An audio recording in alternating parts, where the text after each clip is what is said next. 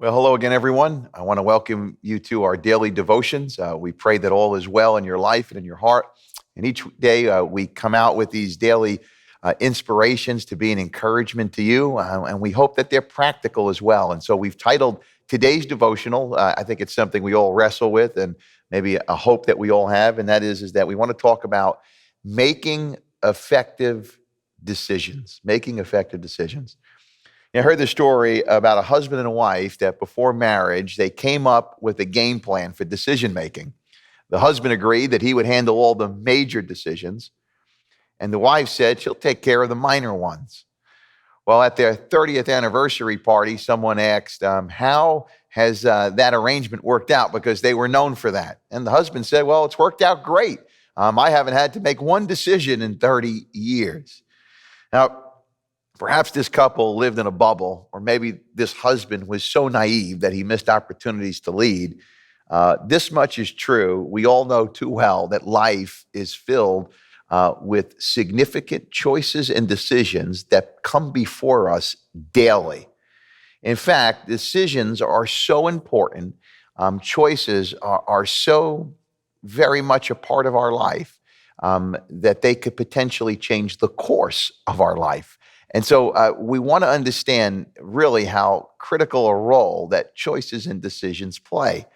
It was John Maxwell, the leadership expert, who said it this way: we not only make decisions, we are made by them. Isn't that the truth? And so knowing this, we want to adopt a winning strategy for approaching every decision that we're going to make. And so you might even want to jot some of these down, because I think that they're foundational, but they're also something that you could apply immediately in your life. That means that you could start doing them today if you want to.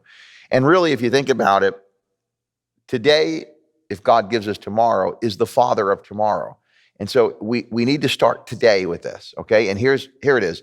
First and foremost, we need to be people of prayer. That's where it begins. We need to be people of prayer. Now, the reason why prayer needs to be at the start of your game plan for decision making is because God's ways are higher than our ways. And isn't it interesting how the sovereignty and holiness of God always finds its way in to any sound biblical teaching? Because when we understand that who God is, we understand that his ways are not our ways. And if that's the case, if we want God's best when we're making a choice, maybe it's to buy a home, maybe it's a job, maybe it's who you're going to date, maybe it's something you need to talk to your spouse about, maybe it's raising children, whatever it is. Obviously, we're always way in over our heads, it seems. So we need the hand of God, and we all want the blessing of God. And that means we need to be people who are seeking the blessing of God, because his ways are not our ways. We know that from numerous scriptures. One that comes to mind is Isaiah chapter 55, verses 8 and 9. And listen to what God says through the prophet Isaiah. My thoughts are nothing like your thoughts, says the Lord, and my ways are far beyond anything you could imagine. For just as the heavens are higher than the earth, so my ways are higher than your ways, and my thoughts higher than your thoughts. Seeing God's way significantly opens up my mind to think clearly and creatively. Now, this comes into play when you're confronted with challenging circumstances. You need to think on the fly. You need to make reactions. You need to make decisions rather quickly sometimes. When you are already investing in spending time with God, it will help you make important decisions when you're in difficult spots. I mean, think about 2020. This has been the year of difficulty. And you could see in different branches of local government here and even national government how some decisions have been made haphazardly, and they've proved to be very costly. You see people making decisions out of fear. We're going to see that with the opening of schools. There's going to be so many different regulations and protocols that they put in place, and a lot of it is just going to be fear-based. And again, we need to be people of prayer. I'd rather go overboard in prayer and faith than being thrown overboard with panic and fear. We want to be people, first and foremost, when it comes to decision making, I got to seek God. And sometimes it's going to have to be a quick prayer, like you're going to have to just do something quick and seek God. And I'm not saying you're going to hear a voice or a light come down from heaven, but if this is a constant strategy in your life, you will be operating in the wisdom of God. Now, the second part of this strategy is extremely important because you got to pair prayer with being proactive. And let me explain how. You might want to jot the second principle down. Add a daily discipline to your decision to ensure maximum impact.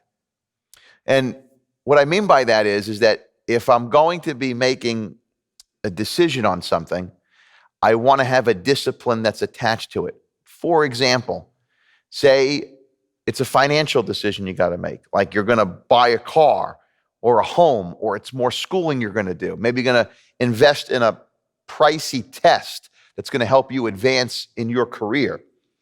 The discipline then for budgeting and giving should be mixed in your life. So, okay, I know I'm going to buy a house, so I want to become more diligent in how I budget my money.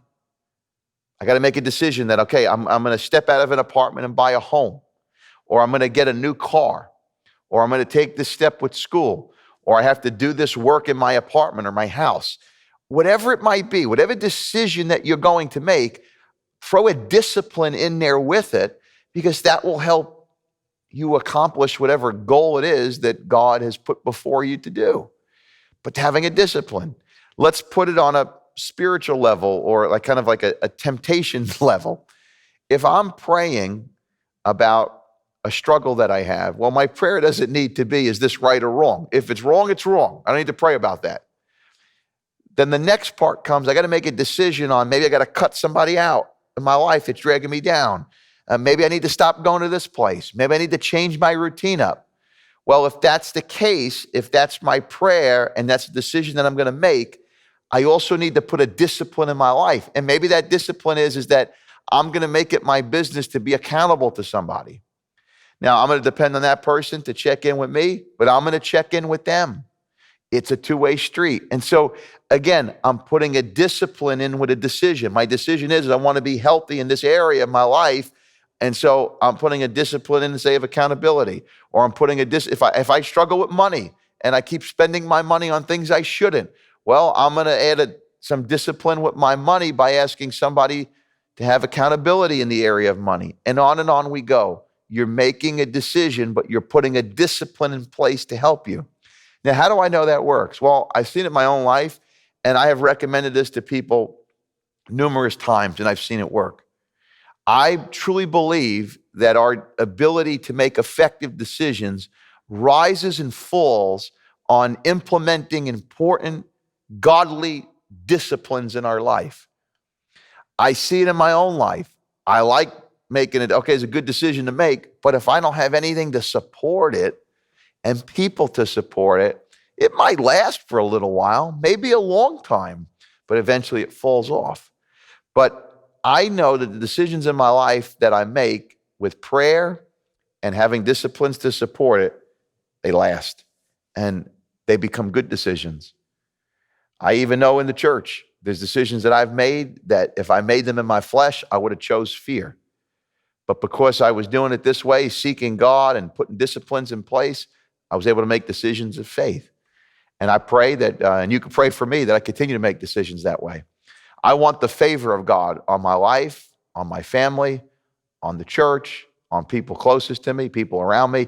I don't want it to go the wrong way. Well, if I don't want it to go the wrong way, then I need to do it God's way.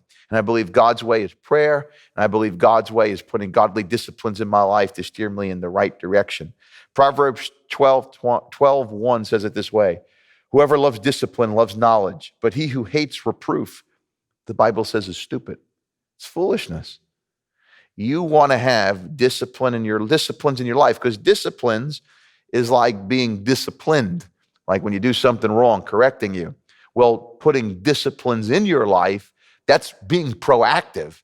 And that is anticipating our ability to go off course, actually. So when you put disciplines in your life, it is anticipating perhaps that we might go the wrong way, and so or make a bad decision. So I'm going to put this in my life. Now, when you combine prayer, prayerful dependence, and proactive disciplines in your life, you will find the pathway of making productive and effective decisions more easily. Usually that pathway is elusive when we don't consult God, when we don't go to God, when we're not dedicated to God, when we're living life really without any disciplines. But when we have disciplines in our life, godly disciplines, and we seek God in prayer, we will find that path that God wants us to have. And we'll have a faith as well that will help us steer through any difficulty. And so right now, maybe it's with your business, maybe it's your job, your family, your own money right now is tight because of all that's been going on the past 5 months. Whatever it is, make decisions this way and trust God, leave it in his hands. And so I close with these verses from Proverbs 3, 5, and 6, familiar verses. Trust the Lord with all of your heart, and do not lean on your own understanding. In all of your ways, acknowledge him. And listen to this promise, and he will make your paths straight. May God bless you as you make decisions, big and small, tough and soft. Trust that God will see you through. May the Lord bless you.